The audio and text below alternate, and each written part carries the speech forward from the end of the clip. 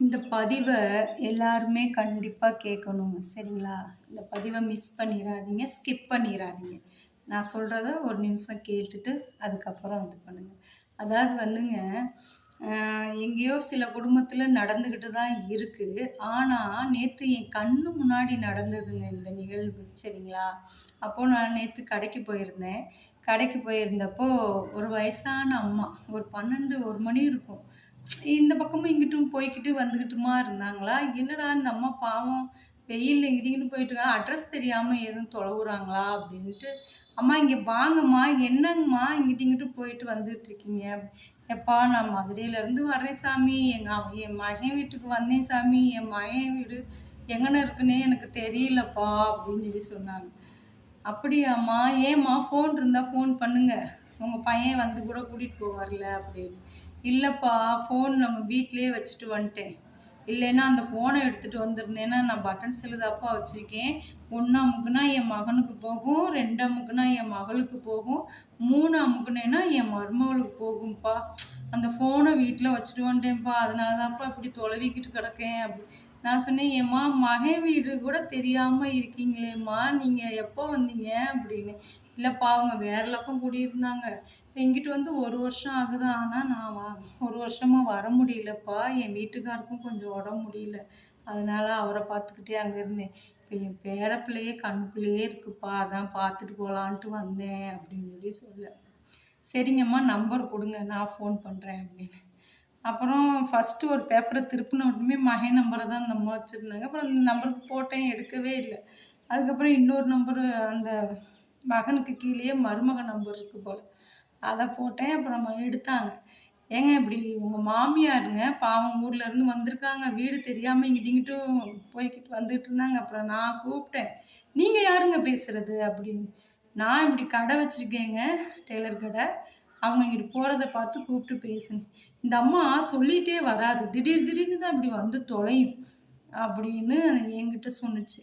"ஏங்க இப்ப அவங்க வந்திருக்காங்கங்க மதுரையிலேருந்து. நீங்க இப்ப எங்க இருக்கீங்க? வந்து கூட கூட்டிட்டு போங்க அவங்கள." "சரி, சரி அவங்கள அங்கேயே நிப்பாட்டி வைங்க. இந்தா வாரேன்" அப்படின்ட்டு அந்த அம்மா வந்துச்சு. வந்து "ஏத்த நீ ஒரு வார்த்தை ஃபோன் பண்ணிட்டு சொல்லிட்டு வரமாட்டியா? செய்ய மாட்டியா? இப்படி திடீர்னு வந்து இங்க நின்னுகிட்டு இப்படி பண்ணிக்கிட்டு, வெயில்ல எதுக்கு இப்படி வந்த? வச்சா ஆச்சா பூச்சான்னு" அந்த பிள்ளை பாட்டுக்கு திட்டிக்கிட்டு கிடந்துச்சு. "இல்லத்தா எனக்கு வந்து என் பேரன் பேத்திகள பார்க்கணும்னு ஆசை. அதனால நான் வந்துட்டேன். உங்க மாமனார கூட அவரு பாவம் அவரு வேணான்னு தான் சொன்னாரு. நான் தான் எனக்கு கண்ணுக்குள்ளேயே இருக்குன்ட்டு நான் வந்தேன்ம்மா பார்க்க." "சரி வாங்க உட்காருங்க" அப்படின்னு. மகன் வேற இல்ல ஊருக்கு போயிட்டாரு. நானும் பிள்ளைகளும் ஸ்கூலுக்கு போயிடுச்சு. சாயந்தரம் தான் வருங்க அப்படின்னு சொல்லிட்டு கூட்டிட்டு போயிடுச்சு. போய் இந்த அம்மா பாவம் தீனி 2 பையில தீனி வாங்கிட்டு வந்து போய் குடுத்துருக்கும் போல.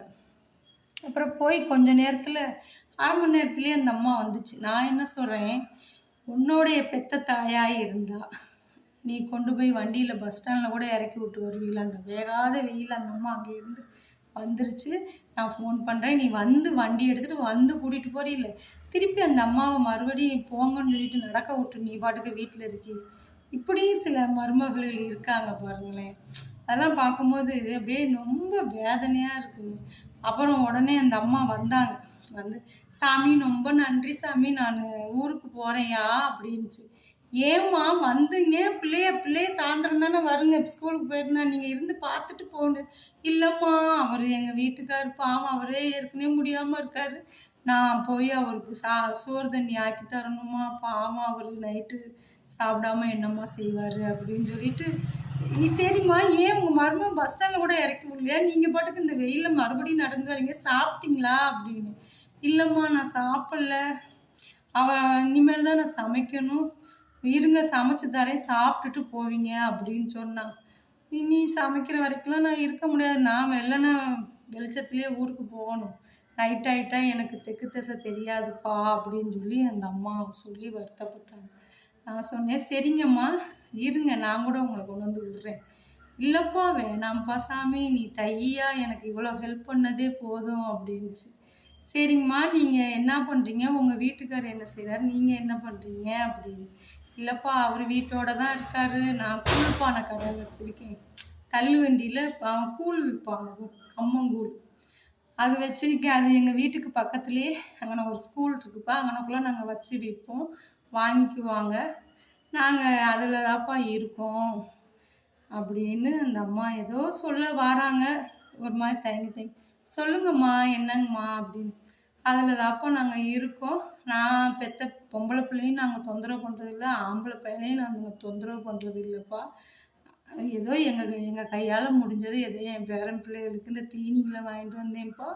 அதுக்கு அந்த பிள்ளை சொல்லுது, நாங்கள் திங்காத தீனியா நீங்கள் அங்கேயே இருந்து வாங்கிட்டு வந்துட்டீங்க வச்சுட்டீங்க, போய் உங்கள் மக வீட்டுக்கு போய் கொடுங்க அப்படி இப்படின்னு ஒரு மாதிரி பேசுகிறாப்பா. அதனால தான்ப்பா நான் கிளம்பி வந்துட்டேன். ஏன்னா மகன் இருந்தால் கூட நான் இருந்திருப்பேன். சாயந்தரம் கூட என் மகன் கொண்டு வந்து என்னை பஸ் ஸ்டாண்டில் இறக்கி விடுவான். மகனும் இல்லை. எதுக்கு நம்ம இருந்துக்கிட்டு இருந்தாப்பா வந்துட்டேன். இன்னொரு தடவை என் மகனை பிள்ளைகளை கூட்டிகிட்டு வர சொல்லி நான் அங்கே பார்த்துக்கிறேன்னு சரி கிளம்பலான்ட்டு வந்துட்டேன்ப்பா அப்படின்னு சொன்னாங்க. உங்கள் பொண்ணு என்னம்மா பண்ணுறாங்க? பொண்ணை கட்டி கொடுத்துட்டேப்பா. ஒரு கட்டி கொடுத்த வீட்டில் போய் பொண்ணு வீட்டில் போய் நம்ம இருக்க முடியுமாப்பா? நம்ம போகிறோமா, நம்மளால் நம்ம என்ன அவங்களுக்கு செய்கிறதுக்கு தான் கடமைப்பட்டிருக்கோம். அவங்க வீட்டில் போய் நம்ம இருந்து சோறு திங்கிறதுக்கு கடமைப்படலப்பா.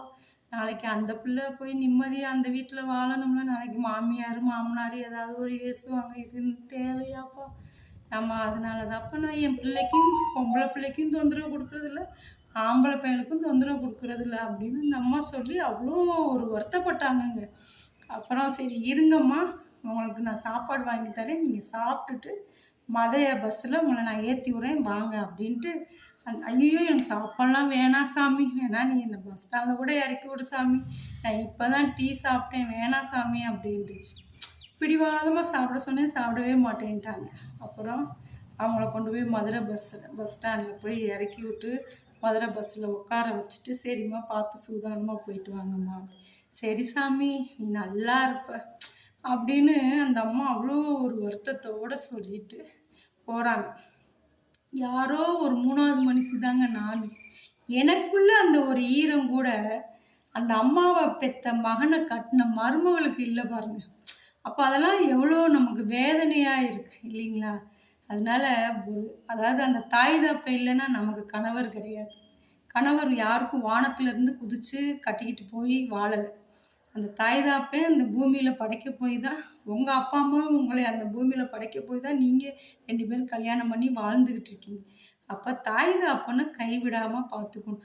ஒரு வீட்டுக்காரே இல்லை அப்படின்னா, வீட்டுக்கார் வெளியூரில் போயிருந்தா என்ன, அந்த வீட்டுக்காரர் பெற்ற அம்மா வீட்டுக்கு வந்தால் அந்த அம்மாவுக்கு ஒரு வாயிறார சாப்பாடு போட்டு அவங்களுக்கு வேண்டுங்கிறத செஞ்சு இத்தனைக்கு 1 வருஷம் அந்த அம்மா வராமல் வந்திருக்கு.